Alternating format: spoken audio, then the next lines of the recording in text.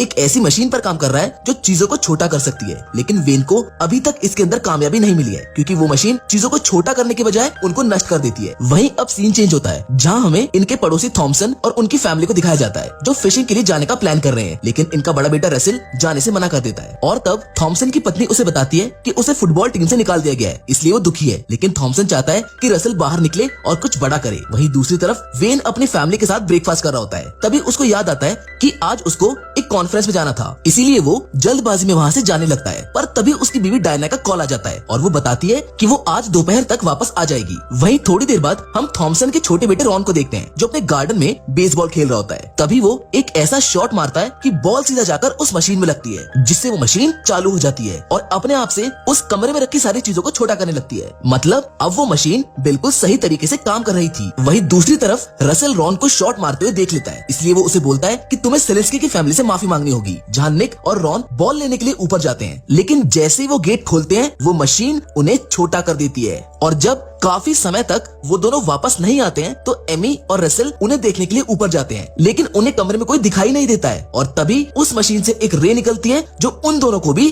छोटा कर देती है। मतलब सेलेंस्की फैमिली के दोनों बच्चे और थॉमसन फैमिली के दोनों बच्चे अब श्रिंक हो चुके हैं। जिसके बाद हम सेलेंस्की को देखते हैं जो उस कॉन्फ्रेंस में अपनी मशीन के बारे में बता रहा होता है, जहाँ पर कोई भी उसकी बात का विश्वास ही नहीं करता है और सब उस पर हंस रहे होते हैं, जिससे दुखी होकर वो अपने घर आ जाता है। लेकिन उसको घर में कोई नहीं मिलता है, इसलिए वो ऊपर कमरे में जाता है। वो मशीन सेलेंस्की के वहाँ पहुँचने से पहले ही बंद हो चुकी थी, जहाँ श्रिंक बच्चे सेलेंस्की को बुलाने की कोशिश करते हैं, लेकिन वो इतने छोटे होते हैं कि उनकी आवाज सेलेंस्की तक नहीं पहुँचती है। ऊपर से सेलेंस्की दुखी और गुस्से में होता है जो अपनी मशीन को तोड़ने लगता है, जिसके कांच के टुकड़े पूरे कमरे में फैल जाते हैं, जिन्हें साफ करते वक्त सेलेंस्की बच्चों को भी घर के बाहर कचरे में डाल आता है। वहीं बच्चे कांच की मदद से उस कचरे के बैग को फाड़कर वहाँ से बाहर निकलते हैं, जहाँ वो अपने आप को घर के पीछे पाते हैं, जहाँ से वो घर की तरफ जाने लगते हैं, क्योंकि वो सब जानते हैं कि अब बस सेलेंस्की ही उन्हें ठीक कर सकता है। उधर डायना भी घर वापस आ चुकी होती है और घर में बच्चों को ना देखकर उसको ऐसा लगता है कि शायद बच्चे मॉल में घूमने गए होंगे। लेकिन जब काफी समय बाद भी बच्चे वापस नहीं आते हैं तो वो अपने नेबर से पूछती है, जहाँ उसे पता चलता है कि उनके बच्चे भी गायब हैं, इसलिए वो बच्चों को ढूंढने के लिए मॉल चली जाती है। दूसरी तरफ बच्चे घास पर चढ़कर अपने डॉग क्वार्क को बुलाने की कोशिश करते हैं, लेकिन वो सब अनबैलेंस हो जाते हैं और निक जाकर एक फूल में गिरता है, जहाँ एक मधुमक्खी आकर निक को पकड़कर ले जाने लगती है, जिसे बचाने के लिए रसेल भी मधुमक्खी के ऊपर जंप कर देता है और ये लोग मधुमक्खी के साथ पूरे बैकयार्ड का चक्कर लगा लेते हैं, जिसके थोड़ी देर बाद मधुमक्खी अपने आप ही नीचे आ जाती है। अब सेलेंस्की ऊपर कमरे में वापस जाता है, जहाँ उसे अपना वही काउच मिलता है जिसे मशीन ने छोटा कर दिया था और वो समझ जाता है कि उसकी मशीन अब काम करने लगी है और हो ना हो इसी ने बच्चों को भी छोटा बना दिया है। इसीलिए सेलेंस्की बैकयार्ड में बच्चों को ढूंढने लगता है, लेकिन उससे गलती से पानी का नल चालू हो जाता है, जिससे पूरे बैकयार्ड में पानी गिरने लगता है, जिससे बचते बचते रॉन और एमी एक जगह पहुंचते हैं जहाँ पर रसेल और निक भी होते हैं। लेकिन तभी एमी नीचे कीचड़ में गिर जाती है जो डूबने लगती है, जिसे बचाने के लिए रसेल भी कीचड़ में जाता है और एक हीरो की तरह वो एमी को बचाकर ले आता है। पर एमी अभी भी बेहोश होती है, इसलिए रसेल उसको सीपीआर देता है, जिसके बाद जाके एमी को होश आता है और अब ये लोग अपने आप को साफ करके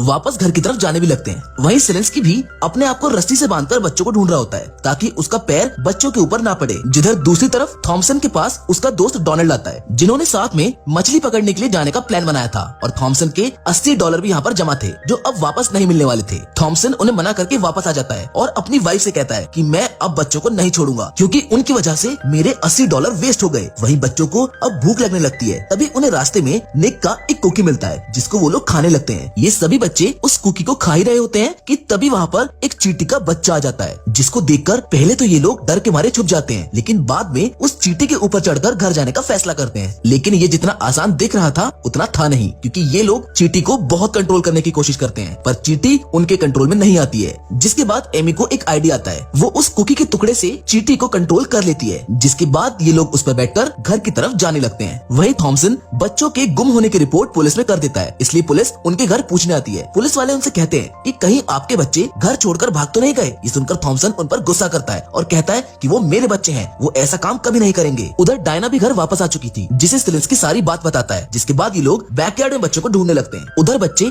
अब ये फैसला करते हैं कि वो चींटी को यहीं छोड़कर आगे बढ़ेंगे, लेकिन रॉन और चींटी की दोस्ती हो गई थी, इसलिए वो चींटी भी उनके पीछे पीछे आने लगती है। वहीं अब थॉमसन टेंशन के मारे स्मोक करने लगता है और उस सिगरेट को उसी बैकयार्ड में फेंक देता है जिधर बच्चे होते हैं और वो सभी सभी उस सिगरेट के टुकड़े को जलाकर रात में देखने का इंतजाम करते हैं। उधर दूसरी तरफ सेलेंस्की और डायना पूरी बात थॉमसन और उसकी वाइफ को समझाने की कोशिश करते हैं, लेकिन वो लोग इनका विश्वास नहीं करते हैं और वहाँ से चले जाते हैं। उधर बच्चों को भी अब रास्ते में निक का एक खिलौना मिलता है, जिसके अंदर वो लोग रात बिताने का फैसला करते हैं। निक और रॉन एक एक होल में सो जाते हैं, लेकिन अब बस वहाँ पर एक होल बचा था जो रसल एमी को देता है और खुद वहीं नीचे सो जाता है। एमी और रसल देर तक जागकर बातें करते हैं और यहाँ दोनों एक दूसरे के काफी क्लोज आ जाते हैं, लेकिन तभी यहाँ पर एक क्रैब इन पर अटैक कर देता है, जिससे बचने के लिए ये सब भागते हैं, लेकिन रॉन उसी होल में फंस जाता है। पर रसल और वो चींटी क्रैब का ध्यान भटका देते हैं, जितने में रॉन को वहाँ से निकलने का मौका मिल जाता है, लेकिन अब वो क्रैब चींटी पर अटैक कर देता है और चींटी को बचाने के लिए सारे बच्चे उल्टा उस क्रैब पर अटैक कर देते हैं। वो क्रैब वहाँ से चला जाता है,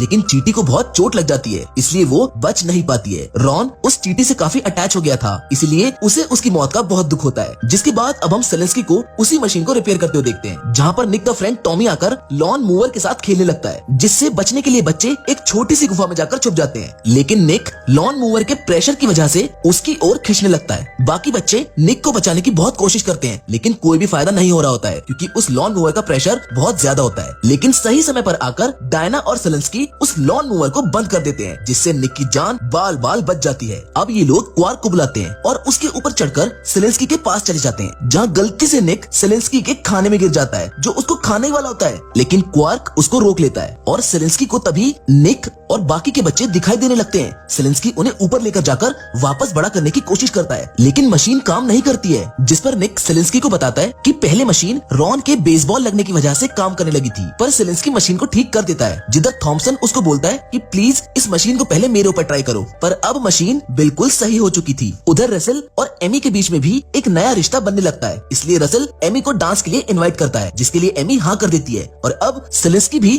उस मशीन से बच्चों को बड़ा कर देता है। जिसके बाद रसल अपने डैड से कहता है कि अगर आप चाहते हैं तो मैं टीम में वापस चला जाऊंगा, लेकिन थॉमसन कहता है कि मुझे टीम से नहीं बल्कि अपने बच्चों की खुशियों से प्यार है। जिसके बाद अब कुछ समय बाद का सीन दिखाया जाता है, जहाँ सेलेंस्की एक कामयाब साइंटिस्ट बन चुका है और उनके घर उसी वजह से एक पार्टी होती है। सेलेंस्की फैमिली और थॉमसन फैमिली एक बार फिर से फ्रेंड्स बन चुके हैं। उधर रसल और एमी भी एक दूसरे को डेट कर रहे हैं और इसी हैप्पी